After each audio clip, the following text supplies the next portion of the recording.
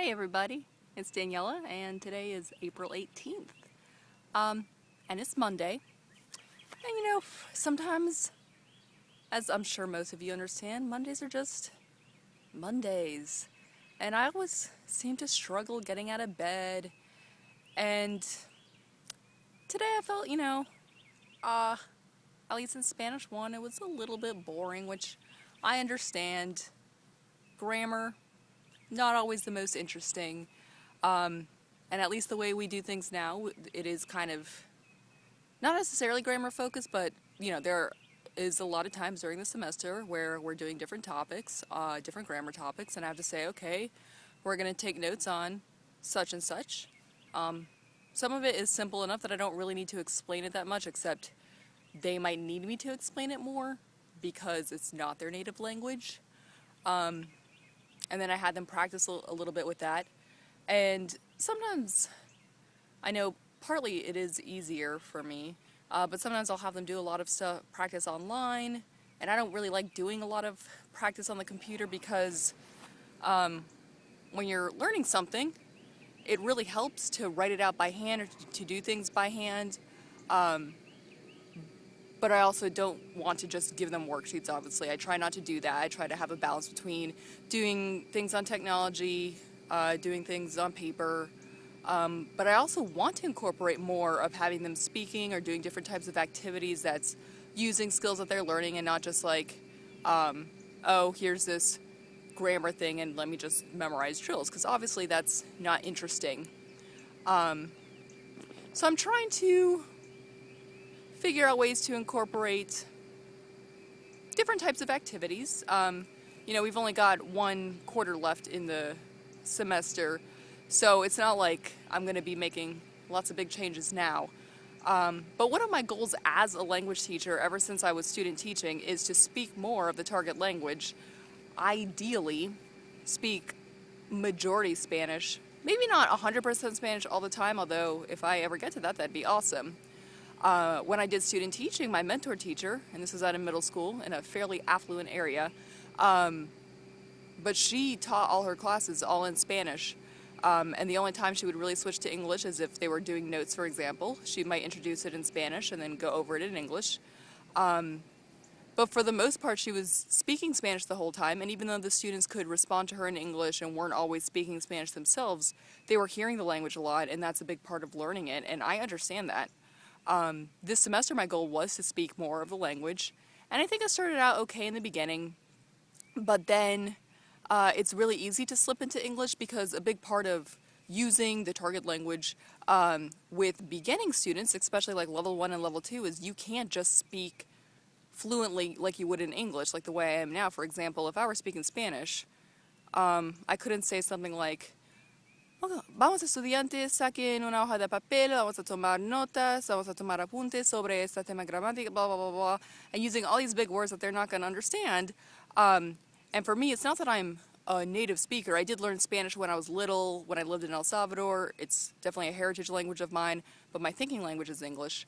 But when I speak Spanish, I'm used to doing it in a context of speaking it as a fluent language, right? And I have to be conscious of, when I'm speaking with beginning students, using more simple language, using cognates, words that sound kind of like words in English. And I try and do that occasionally in my class now. I might say things like, vamos a tomar notas. Now, I'll say that again and try and figure out, like, what do you think that means? Vamos a tomar notas. And I try and say it slow, and I'll have it written on my website. And they know, ideally, they should know the word tomar means to take, and then the word notas sounds like notes.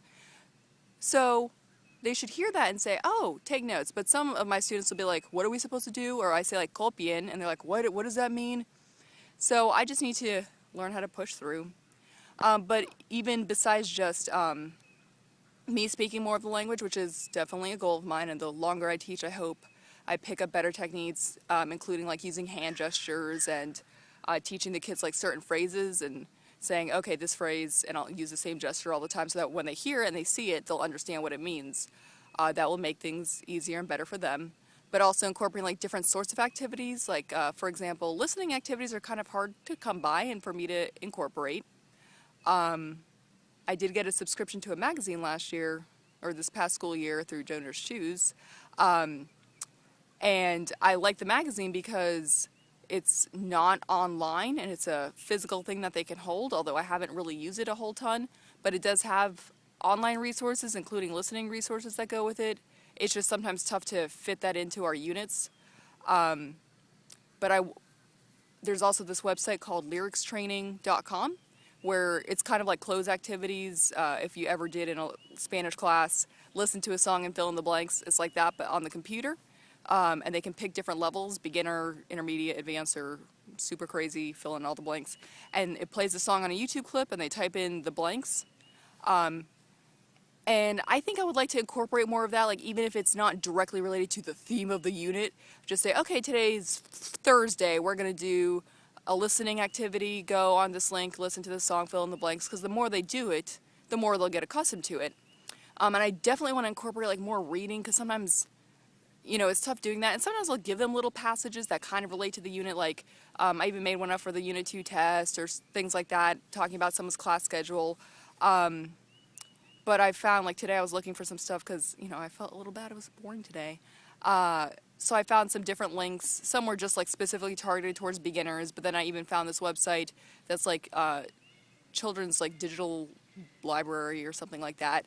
And you could come up with a search. Look at that bird. I don't know if you saw it.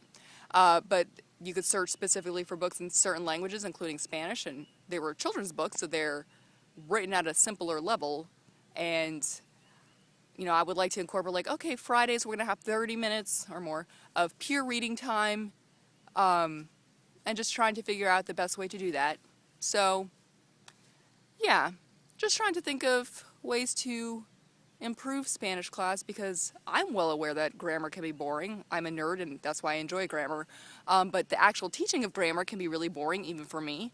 And while like some Spanish teachers have been able to move into a different way of teaching the language, I'm not quite there yet. So I'll probably still do focus on grammar sometimes, but have more incorporate other elements, like, okay, we're going to read this, or you're going to speak more, you're going to listen to something to make it more meaningful. Because my goal, like obviously the purpose of learning a language isn't just memorize some grammar drills that you can conjugate a verb now and can't do anything else with it. It's to actually be able to communicate in the language. So that's my video for today. If anyone has any comments, feel free to leave them below, and I'll see you tomorrow. Bye.